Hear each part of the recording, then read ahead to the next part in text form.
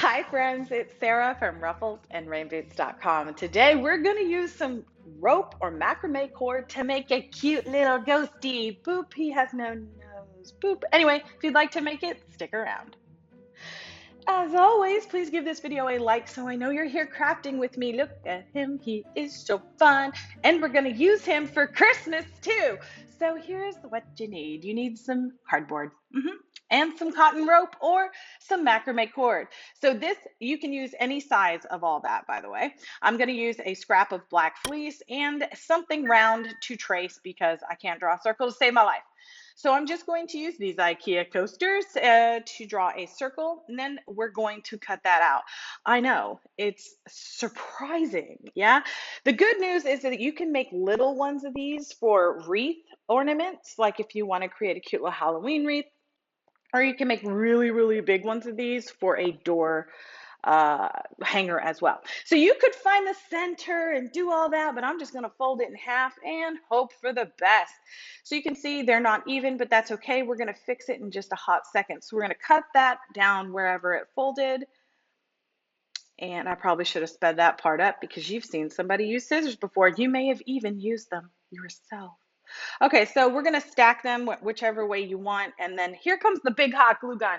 I'm asked about this when I use it, very rarely here on this channel, but a lot on my website. This is the SureBonder cordless. It's a pretty good glue gun. It uses the larger glue stick, so I can use it for bigger projects like this. All right, so now we're just going to press, and now we're going to trim. See, imperfection doesn't matter. And here's the other thing. On Halloween crafts, because it's one day, I'm not going to spend a whole lot of time. I cannot wait to share with y'all an eyeball craft I also did. Anyway, quick crafts are my happy place. Okay, so you can use small macrame cord for this, and it will be super fluffy if you want to brush it out. But because mine's so big, I'm actually going to use this cotton rope. And I got this on Amazon because everybody always buys the white nautical rope away from my Dollar Tree. I have never found it, even though they have a place for it. I don't know, I just don't have the good luck when it comes to nautical rope at the Dollar Tree.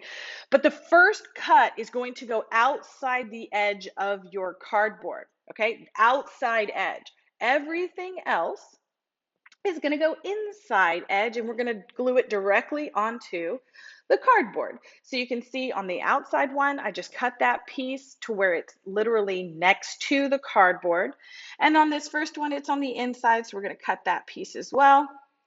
And now you're going to protect your surface just for this first glue, because this first glue, I think glue will always seep out, because here you go. We're just putting it on the edge here, all the way down, and on each, like on the all the way from one side of the thing to another.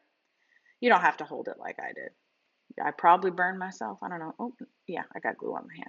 Anyway, next up, we're just going to pull this down and press and hold. So this one, you do want to hold it there and then rip your entire thing off of your, see, told you. Yeah, making sure that my piece is really on there well, and now I can just start building right here. So now we're going to take that other piece, and the only tip I have for you here is don't put glue on the rope, put glue on the cardboard. We want it to actually stick to the cardboard. You will press the rope into the existing rope, however, and that glue will seep up a little bit, but it won't come out the top. On the smaller cotton macrame rope, it may, so I would use a smaller glue gun for that. One thing I will note is go ahead and pull these two apart. Make sure that you can glue those down so that you don't see any of the actual cardboard behind it. There we go. And now we're just going to repeat the process. We're going to measure it, we're going to cut it, we're going to glue it. I know.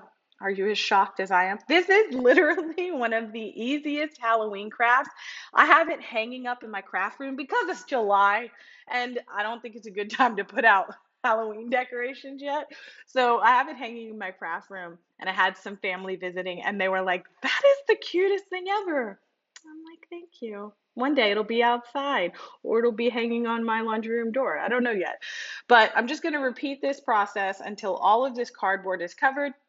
Again, I'm always checking to make sure that the very bottom edge is actually glued down, because that's going to prevent us from having a problem when we unravel it later. So we're just going to quickly go through this. This is edited out, but the whole craft, start to finish, took less than 20 minutes.